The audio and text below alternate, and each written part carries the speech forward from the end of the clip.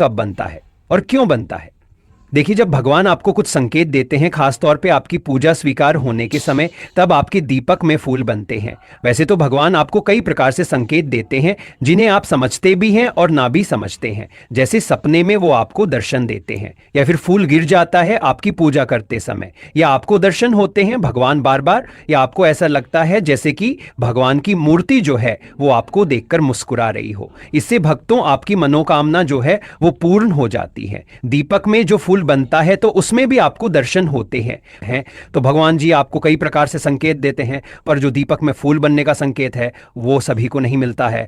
या तो जो भगवान के पक्के साधक है या जो भगवान के बहुत प्रिय हैं उनके दीपक में बनता है। और ये जो फूल है यह बार बार नहीं बनता, कभी कभार बनता है। कहीं आप सोचो कि भगवान का संकेत है या भगवान प्रसन्न है तो रोजाना बनेगा। अगर ये फूल आपके दीपक में बनता है तो इसका मतलब है कि भगवान आपसे प्रसन्न है। फिर चाहे फूल एक बार बने या दो बार, खास तौर पर ये फूल साधना के समय, नवरात्रि के समय, पितृपक्ष के समय ये फूल ज्यादा बनता है। जो फूल बनता है ये गोल बाती में भी बनता है और लंबी बाती में भी बनता है। कई लोग सोचते होंगे कि लंबी बाती में नहीं बनता, तो ऐसा नहीं है, लंबी और गोल दोनों बाती में बनता है। एक बात और बता दें आपको कि जो फूल बनता है या तो गुलाब का बनता है या कमल का सा बनता है। कई बार आपको लगता है कि नेत्र बने हुए हैं, कई बार आपको ऐसा लगता है कि चित्र बना हुआ है, कई बार सूर्य किसी चंद्र जैसी आकृति दिखती है, कई बार आपको ऐसा लगता है जैसे खड़ या तलवार बनी हुई है। तो ये अलग अलग आकृतियां अलग अलग देवताओं की तरफ संकेत करती है। जैसे अगर पुष्प बनता है तो माता रानी की सेवा आप करते हैं, और अगर माता काली की आप पूजा करते हैं तो आपको खड़ या तलवार बनी हुई दिखाई देती है। इस प्रकार से आकृतियां बनती हैं तो आपको खड़िया। ये जो दीपक होता है इसमें फूल जो बनता है वो बहुत महत्वपूर्ण इसलिए होता है क्योंकि आपकी पूजा से प्रसन्न होकर आपके घर भगवान आते हैं और आपके दीपक के माध्यम से संकेत देते हैं। दीपक अगर तीव्र गति से जलता है तो भी संकेत है कि भगवान आपसे प्रसन्न है। पर जब दीपक में फूल बनता है तो आपको ये 3 काम बहुत जल्दी शुरू कर देने चाहिए, क्योंकि इन 3 कामों को करने से भगवान जो आपकी चौखट पर आकर खड़े हैं वे घर में आकर विराजमान हो जाते हैं और स्थायी रूप से आपके घर में वास करते हैं। आपकी तमाम विपदाओं का निवारण करते हैं, आपकी इच्छाओं को पूर्ण करते हैं और हर प्रकार से आपको सुख समृद्धि प्रदान करते हैं। सबसे पहला काम हम आपको बता दें वो है कि अगर दीपक जलने में फूल बना है तो उस फूल को आपको जब तक दीपक जल रहा है तब तक नहीं तोड़ना है। जब दीपक शांत हो जाए तो उस फूल को तोड़ लीजिए, किसी चिमटी से आप तोड़ लीजिए और उसमें घी मिलाकर सिंदूर आप मिला सकते हैं। अगर आप हनुमान जी के भक्त हैं या माता काली के भक्त हैं तो उसमें कुमकुम भी मिला सकते हैं या चंदन भी मिला सकते हैं, एवं उसका रोजाना तिलक कीजिए। इस तिलक की इतनी शक्ति होती है कि तिलक को करने से आपके तमाम कार्य बनते चले जाएंगे। साथ ही सामने वाला व्यक्ति आपके अनुसार कार्य करना शुरू कर देगा। लोग आपके बारे में सकारात्मक सोचेंगे। जिस प्रकार सूरज का तेज होता है उसी प्रकार तिलक लगाने से आपके चेहरे से सकारात्मक ऊर्जाएं निकलेंगी जो सामने वाले को भी सकारात्मक कर देंगी। इसलिए ये जो फूल है इसका तिलक हल्का सा करें, लेकिन जरूर करें। अगर तिलक भी नहीं कर सकते हैं तो कान के पीछे आप लगा सकते हैं या गर्दन के पीछे लगा सकते हैं, यानी कि आपके शरीर के किसी एक ऐसे अंग पर लगाएं जहां गंदगी ना हो और गंदे हाथ ना लगे। तो इस तिलक का बहुत महत्व होता है। अगर नौकरी नहीं लग रही है तो तत्काल आपकी नौकरी लग जाएगी। साथ ही आपको कोई ऐसी परेशानी है जिसका कोई हल बात नहीं मिल रहा है तो हल मिलना शुरू हो जाता है। कोई दिक्कत वगैरह आती है तो हल्की पुल्की सी आती हैं, इतनी दिक्कत नहीं आती है जितनी अन्य व्यक्ति को आती है।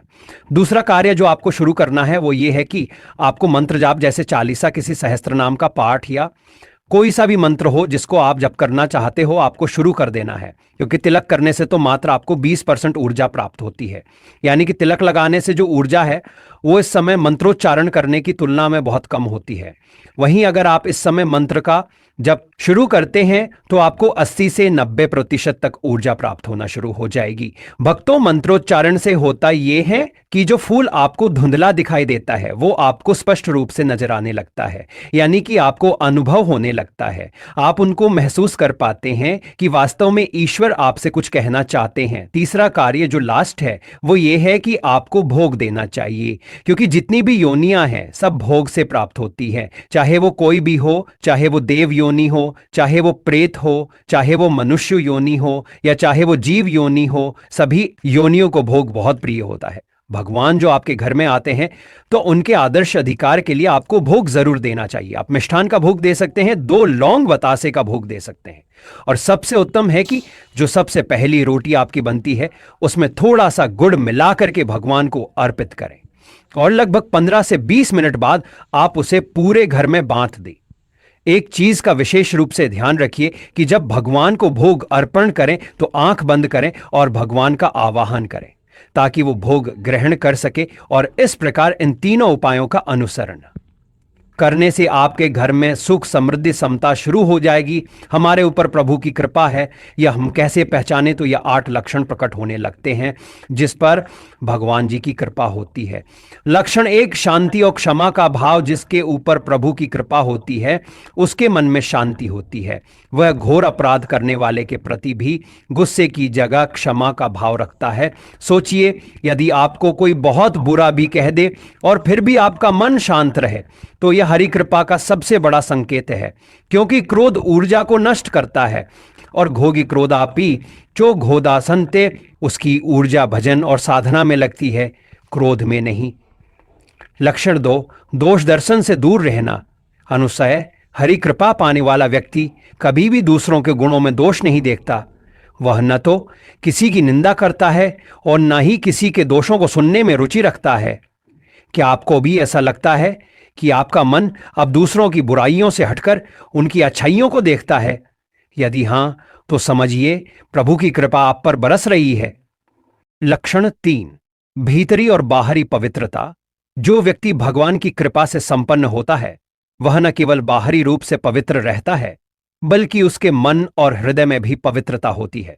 वह छल कपट से दूर होता है और सत्य व सरलता को अपनाता है। अगर आपको लगता है कि अब आपका मन पहले से अधिक निर्मल और शुद्ध हो गया है तो यह हरि कृपा का तीसरा संकेत है। लक्षण 4, धर्म विरोधी कार्यों से दूर रहना। भगवान की कृपा से युक्त व्यक्ति कभी भी ऐसे कार्यों में संलग्न नहीं होता जो धर्म के विरुद्ध हों या भक्ति में बाधा डालें। वह अपनी चित्तवृत्ति को भगवान में लगाए रखता है और सांसारिक मोह माया में नहीं फंसता। लक्षण 5, अपने भजन का फल सभी को अर्पित करना। जिसके ऊपर प्रभु की कृपा होती है वह अपने भजन और साधना का फल केवल अपने लिए नहीं रखता बल्कि सबके सुख समृद्धि की कामना करता है। वह अपने भजन से दूसरों को भी लाभ पहुंचाने की इच्छा रखता है। लक्षण 6, भजन से भी कुछ न चाहना। हरि कृपा पात्र अपने भजन का भी फल अपने लिए नहीं मांगता। वह सिर्फ भगवान का भजन करता है, किसी और सुख सुविधा या लाभ की आकांक्षा के बिना। यदि आपका मन अपने स्वार्थ भजन की ओर अग्रसर हो रहा है तो यह हरि कृपा का संकेत है। लक्षण 7, मान सम्मान से असंतुष्ट रहना। भगवान की कृपा से युक्त व्यक्ति मान सम्मान, कीर्ति या प्रतिष्ठा मिलने पर भी उसमें गर्व या अहंकार महसूस नहीं करता। वह सदा विनम्र और सहज रहता है। लक्षण 8, सब पर करुणा पर ममता नहीं। हरि कृपा पात्र सभी जीवों पर दया और करुणा रखता है परंतु ममता और मोह से मुक्त रहता है। वह सभी से प्रेम करता है लेकिन किसी से भी मोह नहीं करता क्योंकि मोह बंधन का कारण बनता है। तो भक्तों, ये थे वे 8 दिव्य लक्षण जो यह दर्शाते हैं कि आप पर भगवान की कृपा बरस रही है। कि आपको भी इनमें से कुछ लक्षण अपने जीवन में महसूस हो रहे हैं? तो समझिए प्रभु की कृपा आप पर बनी हुई है